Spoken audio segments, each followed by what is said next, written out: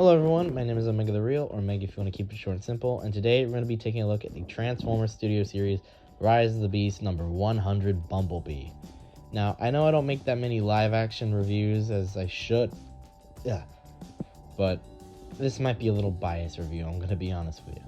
Starting off with details, Bumblebee is detailed well. I mean, looking at the trailer and just looking back at this toy, I love the design for this. It looks great. It's honestly a very, very good update to the Bumblebee movie and even to the bayverse, giving those fans a bit of both, honestly.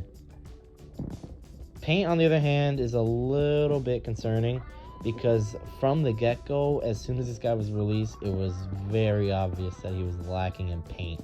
His face and his blade were just... there was not enough that should have been there, and he didn't even have his Autobot insignia on the forehead. The one thing Bumblebee has on his forehead that should be important was the Autobot insignia, and it wasn't even there.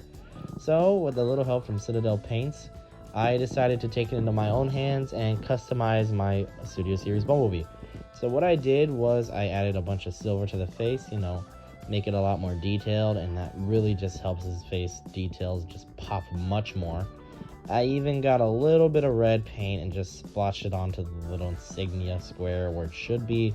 I'll probably get toy hacks in the future, but for now, it's not too much of a worry to where I have to cry over it.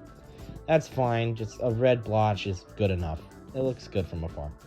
And I also fixed his blade too. It was really lacking in paint there, and it just really looked cheap, so a little bit of silver black paint, and it looks so much better. Everything else on this figure, where it is painted, is done really well, really nice, and feels premium, man. It just feels good. Articulation, on the other hand, is actually not as bad as I thought. I do have the original mold that this is based off of, being the Last Night Bumblebee from, God, like 6 years ago? What? It's fine. It's basically just a big update on that. Just make it smaller and make it better. But like I said, it's pretty fun to mess around with, and you can actually get him into some pretty good poses. Now, weapons, on the other hand, he does come with two. They're pretty good. The first one is the blade. Like I said, it was unpainted at first, but after doing some modifications to it, I managed to make it look a lot better than it did out of box. So, there's that. It just plugs onto both hands and works pretty well. His other weapon is his cannon, and it's his cannon from the Bumblebee movie. It's not the same mold, though. It's definitely different. It's a lot bigger for this toy, considering that mold doesn't even fit on this one. But it just works a lot good, and I'm losing words for this. I'm sorry.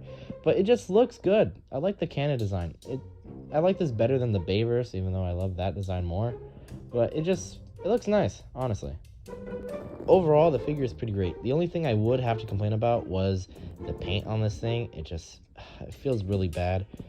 But articulation and details, everything else aside, and the design, I love it. It's everything I wanted from a Camaro Bumblebee that wasn't Clunker Bumblebee. So, overall, this mode is 8 out of 10. It would have been a 9 or a 10 if it just had some better paint. Transformation is pretty much our previous Bumblebees. So if you have a Camaro Bumblebee, you already know how to do the transformation, so there's not much change from there. And once we're done with that, we get this sweet off-road Camaro mode. I love the look of this. The classic Camaro look, along with these, I don't even know what these called, these headlight things, along with the cross bumper guard thing. I don't know car terminology, and it's obvious, so please don't laugh at me in the comments. Overall, I really like the bruiser look of this Bumblebee compared to his original Camaro looking design. So, overall, I do prefer this over the normal Camaro, like I said.